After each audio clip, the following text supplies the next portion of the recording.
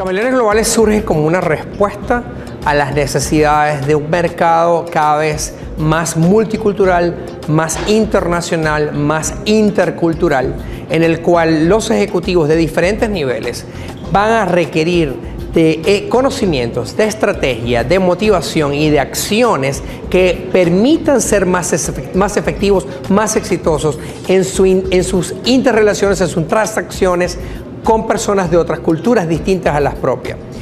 Cada vez más el fracaso de las asignaciones internacionales, de las compras y adquisiciones internacionales, está atribuido principalmente a una carencia del conocimiento de la cultura del país destino.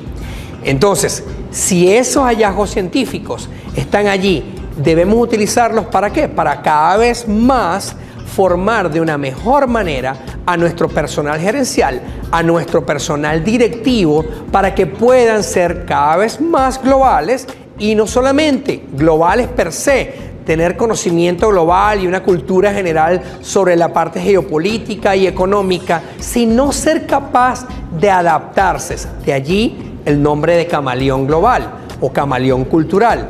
Esa persona que es capaz de adaptarse a las condiciones de una cultura distinta, al día a día de la cultura donde va a estar insertándose como negociador, como comprador, como vendedor, como facilitador de un bien o de un servicio.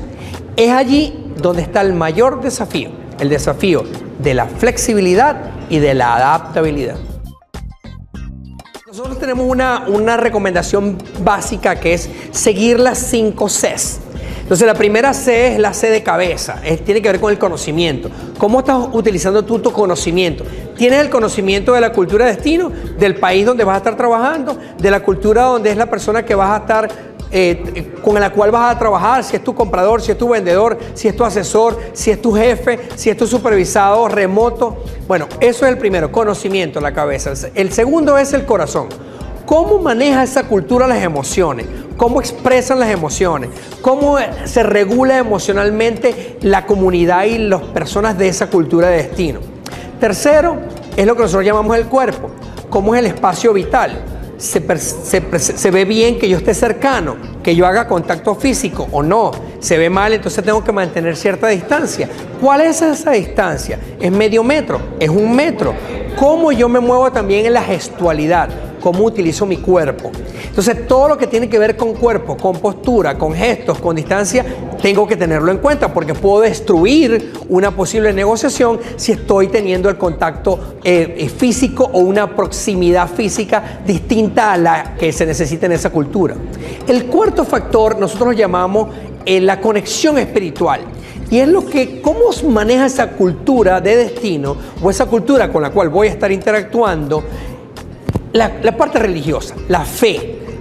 Son musulmanes, son católicos conservadores, no son católicos un poco más liberales, son cristianos evangélicos, ¿de qué grupo son? ¿O son budistas o shintoístas? ¿O son suní?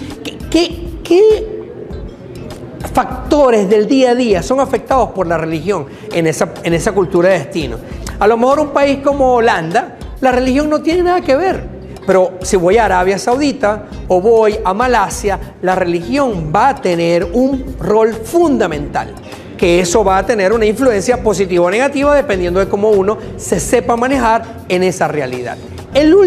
La última C, hablamos de cabeza, conocimiento, corazón, tiene que ver con las emociones, o sea, inteligencia cognitiva, inteligencia emocional, inteligencia física e inteligencia espiritual. Vamos a una quinta inteligencia, que es lo que el doctor Robert Sternberg definía como la capacidad de aplicar prácticamente los conocimientos en el contexto donde uno se maneja. Entonces, yo puedo ser muy inteligente en Venezuela, pero puedo ser muy limitadamente inteligente en China, porque no tengo el conocimiento necesario y la estrategia, la motivación y las acciones tácticas y estratégicas para yo ser exitoso. Entonces, en el contexto voy a encontrar factores que pueden hacerme a mí competente o no. Entonces, esa es la quinta C, la C de contexto, lo que nosotros llamamos inteligencia contextual, la capacidad de utilizar mis conocimientos para ser exitoso en un contexto distinto al mío y un contexto situacional, en este particular. Esas son las 5 formas de ser un camaleón global.